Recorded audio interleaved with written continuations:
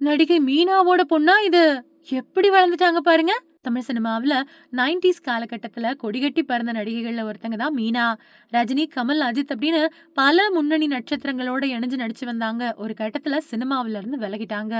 மீனாவோட பொண்ணான நைனிகா தன்னோட அம்மா மாதிரியே சின்ன வயசுலயே சினிமாவுல நடிக்க ஆரம்பிச்சிட்டாங்க. அட்லி இயக்கத்துல தளபதி விஜய் நடிப்புல 2016ல வெளிவந்த படம் தெறி. இந்த படத்துல விஜயோட பொண்ணா நடிச்சு சினிமாவுல அறிமுகமானாங்க நைனிகா. அதை தொடர்ந்து பாஸ்கர் ஒரு ராஸ்கல் அப்படிங்கிற படத்துல அமலா பாலோட பொண்ணா நடிச்சிருந்தாங்க.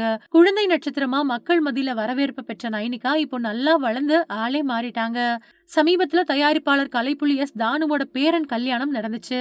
இந்த கல்யாண விழாவுக்கு மீனா தன்னோட பொண்ணு நைனிகாவோட வந்திருந்தாங்க. அங்க எடுக்கப்பட்ட புகைப்படங்களும் வீடியோக்களும் வைரல் ஆயிருக்கு. இதை பார்த்த ரசிகர்கள் நிறைய பேரு அட தெறி படத்துல நடிச்ச நம்ம நைனிகாவா இது அப்படின்னு ஆச்சரியத்தோட கேட்டு வராங்க.